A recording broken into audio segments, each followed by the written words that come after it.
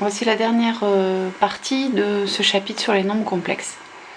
On va y voir une première application qui n'est pas forcément formidable, mais enfin qui, vous allez voir, qui est un peu nouvelle. Il s'agit de résoudre des équations du second degré à coefficient réel dans C.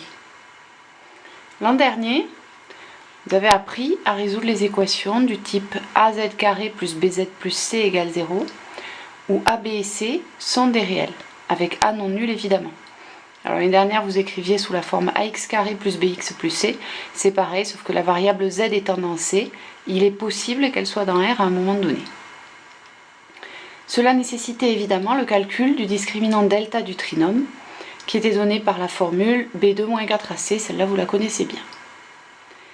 On peut avoir alors, il faut se souvenir du cours de première S, on peut factoriser le trinôme sous la forme az2 plus bz plus c égale, alors on met a en facteur, ensuite on a b plus b sur 2a, le tout au carré, moins delta sur 4a carré.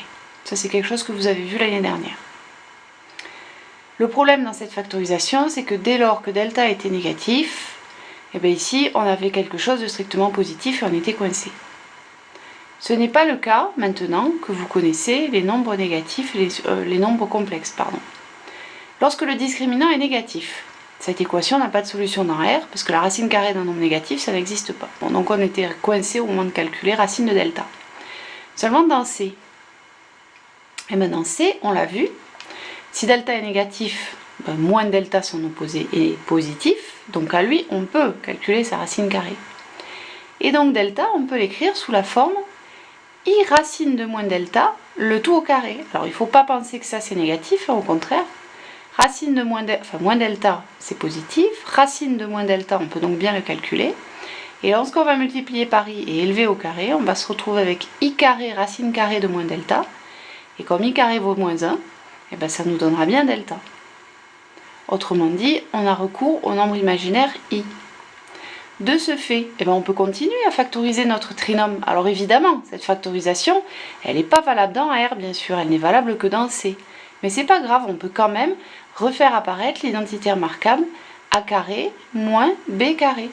Et de ce fait, factoriser sous la forme a moins b, a plus b, facteur de a moins b. Alors, j'ai pas mis l'étape de calcul intermédiaire, si vous voulez, vous pouvez la rajouter. Comment passer de celle-là à celle-là? On met tout sur 2a en fait.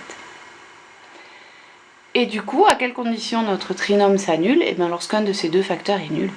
Et ce qui nous donne deux racines qui sont des nombres complexes. On obtient alors la propriété suivante. Soit l'équation az carré plus bz plus c égale 0, où a, b et c sont des nombres réels par contre, avec a non nul. Et delta le discriminant de ce trinôme. Si delta est strictement positif, alors l'équation a deux solutions réelles que vous connaissez.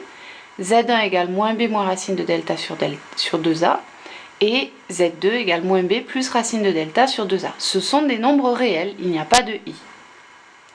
Si maintenant le discriminant est nul, alors il y a une seule solution qui elle aussi est réelle. Z égale moins b sur 2a. On est dans le cas que vous connaissez. Et maintenant on rajoute le cas delta strictement négatif. À ce moment-là, l'équation a deux solutions complexes conjuguées. Z1 égale moins b moins i racine de moins delta sur 2a et Z2 égale moins b plus i racine de moins delta sur 2a. On voit bien qu'il y a juste le signe ici de la partie imaginaire qui change et donc ce sont bien deux nombres conjugués. Alors un exemple d'application, on cherche à résoudre dans R puis dans C l'équation z carré plus z plus 1 égale 0. Alors c'est une équation du second degré à coefficient réel. Donc notre propriété précédente va bien pouvoir s'appliquer. On calcule delta, son discriminant. Il vaut b2, c'est-à-dire 1 au carré, moins 4 fois a qui vaut 1, fois c qui vaut 1. Cela nous donne moins 3. Delta étant strictement négatif, dans R, l'équation n'a pas de solution. On en reste à ce qu'on disait l'année dernière. Par contre, dans C, moins racine de 3, c'est en fait i racine de 3 au carré. Par conséquent, on obtient deux solutions complexes conjuguées. La première qui est moins b, moins 1, moins i racine de moins delta, donc moins i racine de 3, le tout sur 2. Et z2 égale moins b plus i racine de moins delta sur 2a, c'est-à-dire moins 1 plus i racine de 3 sur 2. Et on a donc trouvé deux nombres complexes que l'on retrouvera un peu plus tard par ailleurs.